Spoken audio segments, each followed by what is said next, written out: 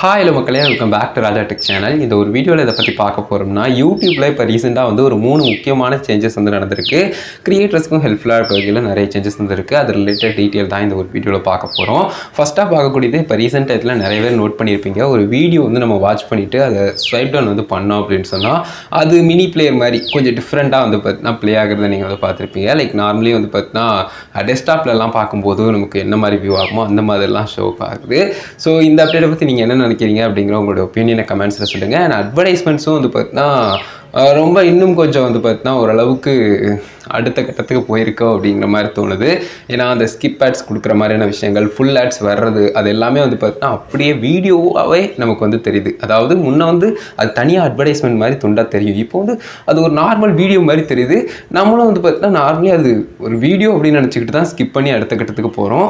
Promo மாதிரி ஸ்டார்டிங்கில் ஏதாவது இன்ட்ரோ மாதிரி கொடுத்துருப்பாங்க அப்படின்னு சொல்லிட்டு பார்த்தா அது அட்வர்டைஸ்மெண்ட்டாக இருக்குது.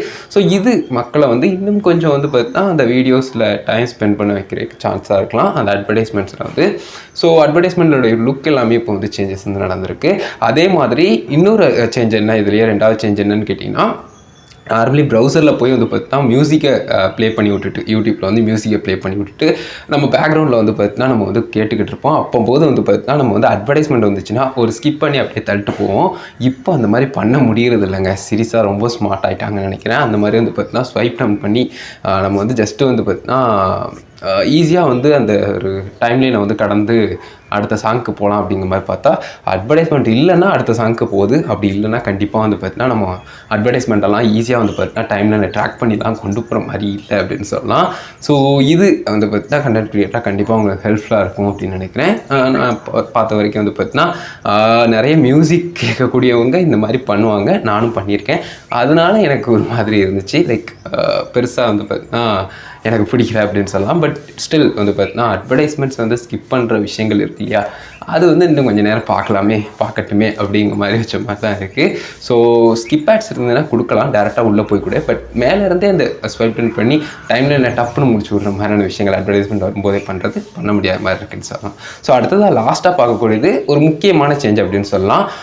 சேனல் அக்கௌண்ட் ஹேக் ஆயிடுச்சு அப்படின்னு சொன்னால் அதுலேருந்து ரிக்கவர் பண்ணுறதுக்கான ப்ராசஸை இன்னும் கொஞ்சம் சிம்பிளிஃபை பண்ணுற மாதிரி, சிம்பிளாகிற மாதிரி வந்து பார்த்தீங்கன்னா கொண்டு வந்திருக்காங்க அப்படின்னு தான் சொல்லி ஆகணும். அது என்னென்னு கேட்டிங்கன்னா, ஜஸ்ட் நான் ஸ்க்ரீனில் ஷோ பண்ணுற பாருங்க. ஸோ இந்த ஒரு விஷயம்தான் நியூவாக வந்து பார்த்தீங்கன்னா ஹெல்ப் சென்டரில் வந்து ஒரு ட்ரபிள் ஷூட்டிங் ஆப்ஷன், ஒரு சின்ன டூல் வந்து பார்த்தீங்கன்னா கொண்டு வந்திருக்காங்க. ஸோ அதன் மூலிமா ஈஸியாக வந்து பார்த்தீங்கன்னா யூடியூப்பில் வந்து பார்த்தீங்கன்னா ஜஸ்ட் சேட் சப்போர்ட் மூலிமா நம்ம வந்து ஒரு சில விஷயங்கள் வந்து ஈஸியாக நம்ம வந்து கேதர் பண்ணி நம்மளுடைய அக்கௌண்ட்டை இன்னும் கொஞ்சம் எப்படி சேஃப் அண்ட் செக்யூராக வைக்கலாம் அப்படிங்கிறது. அண்ட் அதுக்குள்ளே போகும்போதே நிறைய ரேண்டமாக வந்து பார்த்தீங்கன்னா உங்களுடைய சேனல் அக்கௌண்ட் ஹேக்கிங் சம்மந்தப்பட்ட கொஸ்டின்ஸ் கேட்குறது, ஸோ அது ரிலேட்டடான டீட்டெயில்ஸ் நீங்கள் கொடுக்குறது, இந்த மாதிரிலாம் இருக்கும் அப்படிங்கிறத சொல்லியிருக்காங்க. அதே மாதிரி இப்போதைக்கு இது சர்டன் க்ரியேட்டர்ஸ்க்கு மட்டும் வர்ற மாதிரி இருக்கும் அப்படிங்கிறதையும் சொல்லியிருக்காங்க. ஸோ ஜஸ்ட் அக்கௌண்ட், அந்த ஹெல்ப் சென்டரில் அக்கௌண்ட்ஸ் டேபையும் நீங்கள் செக் பண்ணிக்கணும், எந்த சேனல் அக்கௌண்ட்டில் போயிருக்கீங்க, எந்த மெயில் அக்கௌண்ட்டில் போயிருக்கீங்க அப்படிங்கிறத. ஸோ அந்த மாதிரி செக் பண்ணி பாருங்கள். இப்போதைக்கு நான் பார்க்கும்போது நான் பர்சனல் அக்கௌண்ட்டில் பார்த்தேன், வரல. பட் இருந்தாலும் அந்த மாதிரி ஒரு நியூ ஆப்ஷன் வந்திருக்கு அப்படிங்கிறத தெரிஞ்சுக்கோங்க. அண்ட் இந்த ஒரு வீடியோ இதுக்காக தான் மேக் பண்ணேன். சின்ன அப்டேட், இந்த மாதிரி 3 அப்டேட் சொல்லணும்னு நினச்சேன். கண்டிப்பாக ஹெல்ப்ஃபுல்லாக இருந்து நினைக்கிறேன் கைஸ். வீடியோவில் தான் வீடியோ பிடிச்சிருந்தது அப்படின்னா அதை லைக் பண்ணி ஷேர் பண்ணுங்கள். உங்கள் கேள்வி சேர்ந்து எதுனா கமெண்ட்ஸ் ரெடி பண்ணுங்கள். ஃபைனல் சேனலை சப்ஸ்கிரைப் பண்ணிக்கோங்க.